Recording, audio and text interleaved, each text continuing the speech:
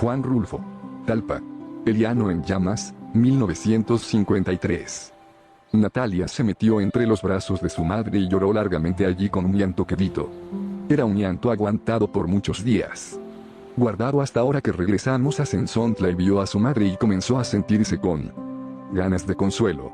Sin embargo, antes, entre los trabajos de tantos días difíciles, cuando tuvimos que enterrar a Tanilo en un pozo de la tierra de Talpa, sin que nadie nos ayudara, cuando ella y yo, los dos solos, juntamos nuestras fuerzas y nos pusimos a escarbar la sepultura desenterrando los terrones, con nuestras manos dándonos prisa para esconder pronto a Tanilo dentro del pozo y que no siguiera espantando ya a nadie con el olor de su aire lleno de muerte. Entonces no lloró. Ni después, al regreso, cuando nos vinimos caminando de noche sin conocer el sosiego, andando a tientas como dormidos y pisando con pasos que parecían golpes sobre la sepultura de Tanilo. En ese entonces, Natalia parecía estar endurecida y traer el corazón apretado para no sentirlo bullir dentro de ella. Pero de sus ojos no salió ninguna lágrima.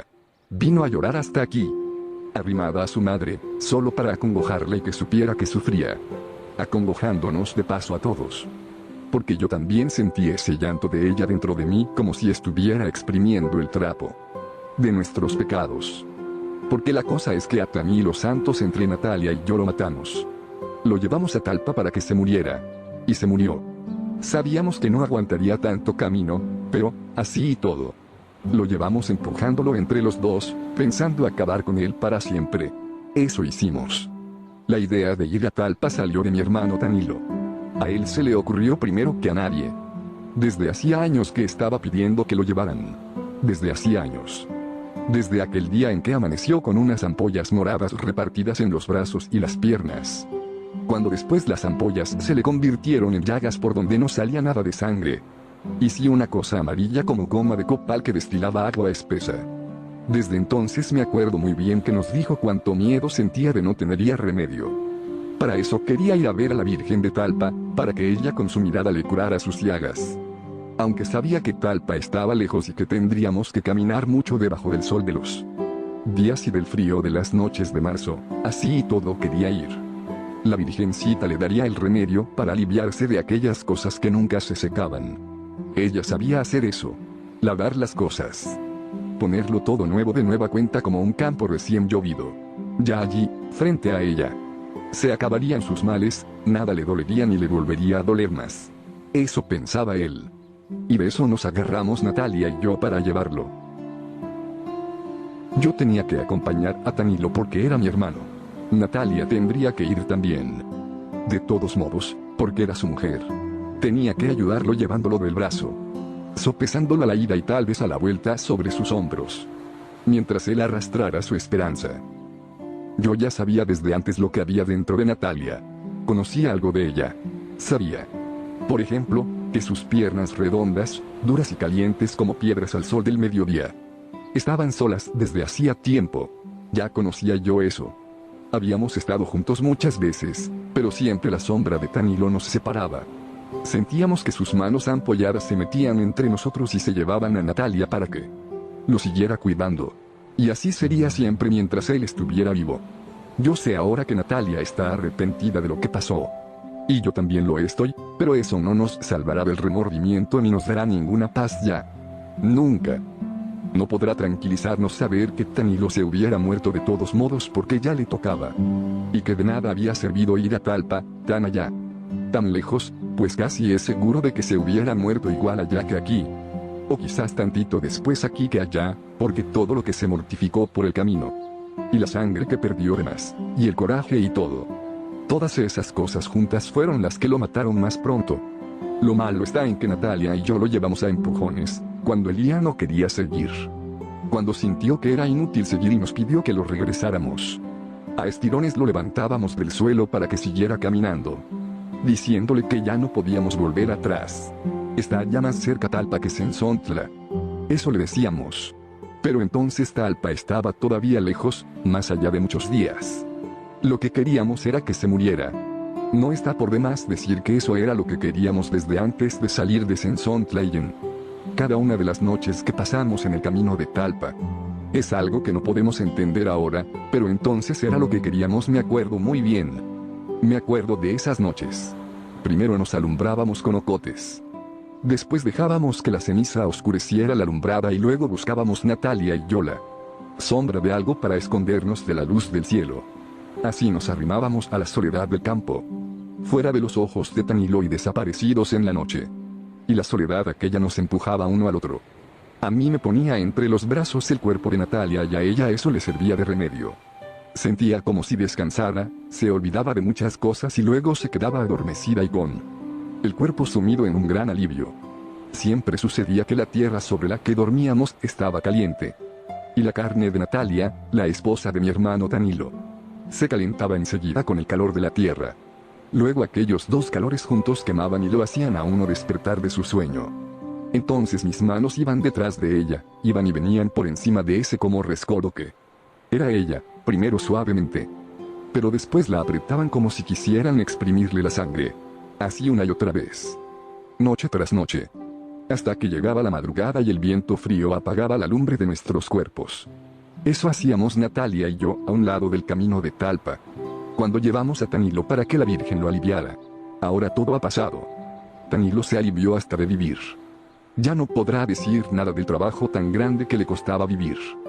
Teniendo aquel cuerpo como emponzoñado, lleno por dentro de agua podrida que le salía por cada rajadura de sus piernas o de sus brazos. Unas llagas así de grandes, que se abrían despacito, muy despacito, para luego dejar salir a borbotones un aire como de cosa echada a perder que a todos nos tenía asustados. Pero ahora que está muerto la cosa se ve de otro modo. Ahora Natalia llora por él, tal vez para que él vea, desde donde está, todo el gran remordimiento que lleva encima de su alma. Ella dice que ha sentido la cara de Tanilo estos últimos días. Era lo único que servía de él para ella, la cara de Tanilo, humedecida siempre por el sudor en que lo dejaba el esfuerzo para aguantar sus dolores. La sintió acercándose hasta su boca, escondiéndose entre sus cabellos, pidiéndole, con una voz apenitas, que lo ayudara.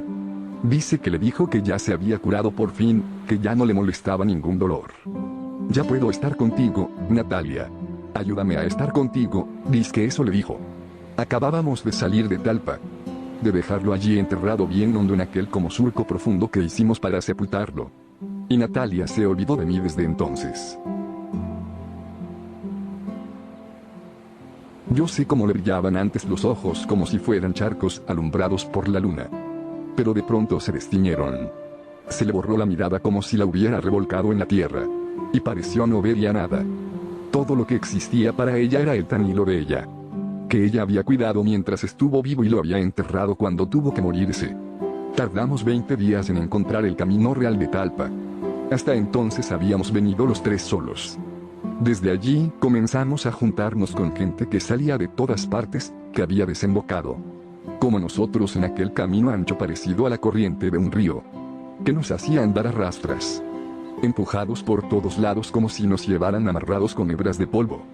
Porque de la tierra se levantaba, con el bullir de la gente, un polvo blanco como tamo de maíz que subía muy alto y volvía a caer, pero los pies al caminar lo devolvían y lo hacían subir de nuevo. Así a todas horas estaba aquel polvo por encima y debajo de nosotros. Y arriba de esta tierra estaba el cielo vacío, sin nubes. Solo el polvo, pero el polvo no da ninguna sombra. Teníamos que esperar a la noche para descansar del sol y de aquella luz blanca del camino. Luego los días fueron haciéndose más largos. Habíamos salido de Sensontla a mediados de febrero. Y ahora que comenzaba marzo, amanecía muy pronto. Apenas si cerrábamos los ojos al oscurecer. Cuando nos volvía a despertar el sol, el mismo sol que parecía acabarse de poner hacía un rato. Nunca había sentido que fuera más lenta y violenta la vida como caminar entre un amontonadero de gente, igual que si fuéramos un hervidero de gusanos apelotonados bajo el sol, retorciéndonos entre la cerrazón del polvo que nos encerraba a todos en la misma vereda y nos llevaba como acorralados. Los ojos seguían la polvareda, daban en el polvo como si tropezaran contra algo que no se podía traspasar. Y el cielo siempre gris, como una mancha gris y pesada que nos aplastaba a todos desde arriba. Solo a veces, cuando cruzábamos algún río, el polvo era más alto y más claro. Zambullíamos la cabeza acalenturada y renegrida en el agua verde. Y por un momento de todos nosotros salía un humo azul, parecido al vapor que sale de la boca con el frío. Pero poquito después desaparecíamos otra vez entreverados en el polvo, cobijándonos unos a otros del sol, de aquel calor del sol repartido entre todos. Algún día llegará la noche. En eso pensábamos. Llegará la noche y nos pondremos a descansar. Ahora se trata de cruzar el día, de atravesarlo como sea para correr del calor y del sol. Después nos detendremos. Después, lo que tenemos que hacer por lo pronto es esfuerzo tras esfuerzo para ir deprisa detrás de tantos como nosotros y delante de otros muchos. De eso se trata. Ya descansaremos bien a bien cuando estemos muertos. En eso pensábamos Natalia y yo, y quizá también Danilo, cuando íbamos por el camino real de Talpa, entre la procesión, queriendo llegar los primeros hasta la Virgen, antes que se le acabaran los milagros. Pero Danilo comenzó a ponerse más malo. Llegó un rato en que ya no quería seguir.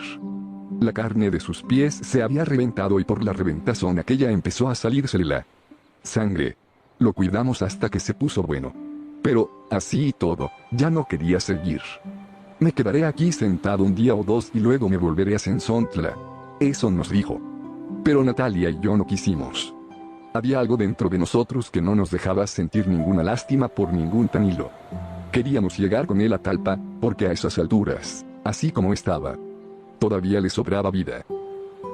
Por eso mientras Natalia le enjuagaba los pies con aguardiente para que se le deshincharan, le daba ánimos. Le decía que solo la Virgen de Talpa lo curaría. Ella era la única que podía hacer que él se aliviara para siempre. Ella nada más. Había otras muchas vírgenes, pero solo la de Talpa era la buena. Eso le decía Natalia. Y entonces Danilo se ponía a llorar con lágrimas que hacían surco entre el sudor de su cara y después se maldecía por haber sido malo. Natalia le limpiaba los chorretes de lágrimas con su rebozo. Y entre ella y yo lo levantábamos del suelo para que caminara otro rato más, antes que llegara la noche. Así, a tirones, fue como llegamos con él a Talpa. Ya en los últimos días también nosotros nos sentíamos cansados. Natalia y yo sentíamos que se nos iba doblando el cuerpo entre más y más. Era como si algo nos detuviera y cargara un pesado bulto sobre nosotros. Danilo se nos caía más seguido y teníamos que levantarlo y a veces llevarlo sobre los hombros. Tal vez de eso estábamos como estábamos, con el cuerpo flojo y lleno de flojera para caminar. Pero la gente que iba allí junto a nosotros nos hacía andar más aprisa. Por las noches, aquel mundo desbocado se calmaba. Desperdigadas por todas partes brillaban las fogatas y en derredor de la lumbre la gente de la peregrinación rezaba el rosario, con los brazos en cruz, mirando hacia el cielo de Talpa, y se oía como el viento llevaba y traía aquel rumor, revolviéndolo, hasta hacer de él un solo mugido. Poco después todo se quedaba quieto. A eso de la medianoche podía oírse que alguien cantaba muy lejos de nosotros. Luego se cerraban los ojos y se esperaba sin dormir a que amaneciera. Entramos a Talpa cantando el alabado. Habíamos salido a mediados de febrero y llegamos a Talpa en los últimos días de marzo, cuando ya mucha gente venía de regreso. Todo se debió a que Danilo se puso a hacer penitencia. En cuanto se vio rodeado de hombres que llevaban pencas de nopal colgadas como escapulario, él también pensó en llevar las suyas. Dio en amarrarse los pies uno con otro con las mangas de su camisa para que sus pasos se hicieran más desesperados. Después quiso llevar una corona de espinas.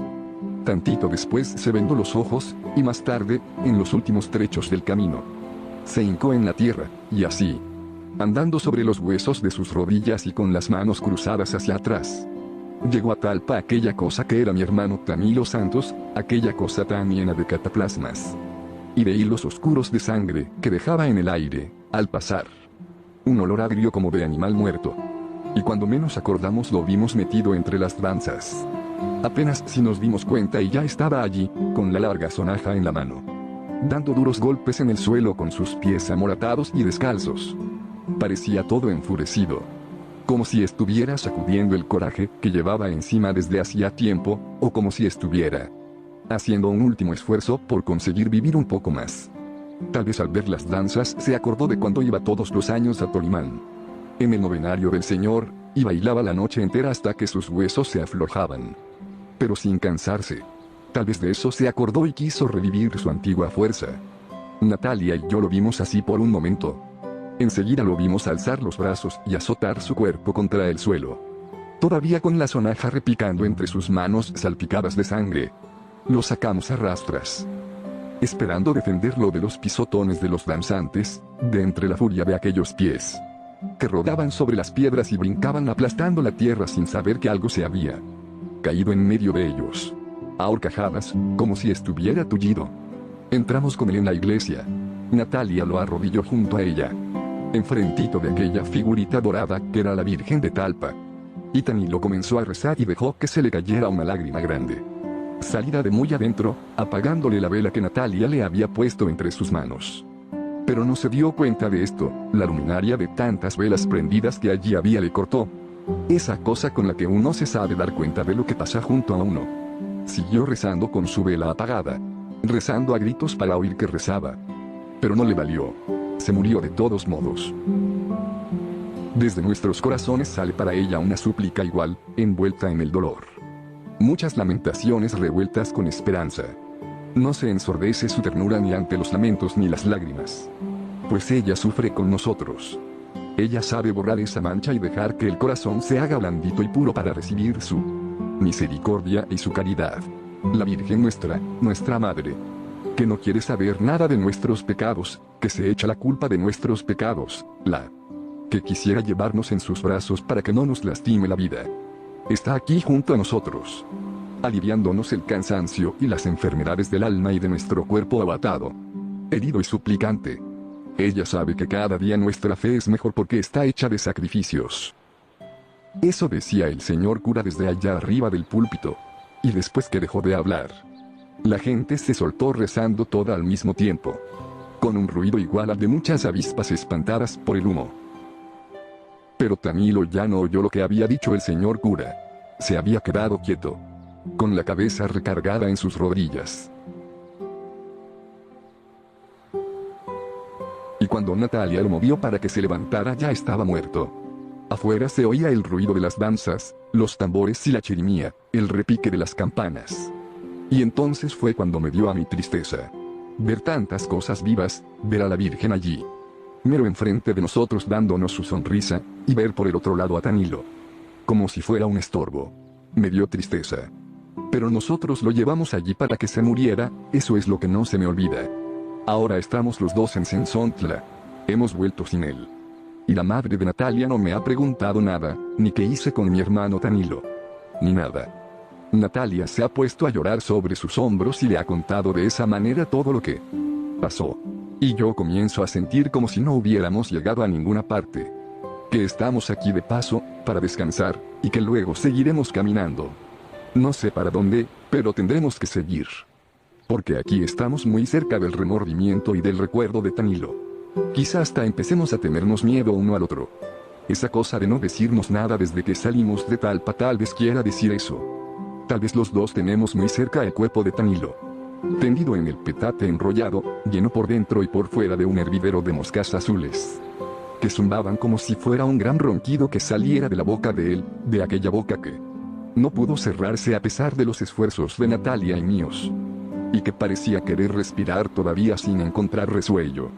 De aquel Tanilo a quien ya nada le dolía, pero que estaba como adolorido, con las manos y los pies engarruñados y los ojos muy abiertos como mirando su propia muerte. Y por aquí y por allá todas sus llagas goteando un agua amarilla, llena de aquel olor que se derramaba por todos lados y se sentía en la boca, como si se estuviera saboreando una miel espesa y amarga que se derretía en la sangre de uno, a cada bocanada de aire. Es de eso de lo que quizá nos acordemos aquí más seguido. De aquel Tanilo que nosotros enterramos en el camposanto de Talpa, al que Natalia y yo echamos tierra y piedras encima para que no lo fueran a desenterrar los animales del cerro. Juan Nepomuceno Carlos Pérez Rulfo Vizcaíno, conocido como Juan Rulfo, fue un escritor, guionista y fotógrafo mexicano, perteneciente a la generación del 52. Fecha de nacimiento: 16 de mayo de 1917, Sayula. Fecha de la muerte: 7 de enero de 1986. Ciudad de México. Te invito a seguir su vida y obra.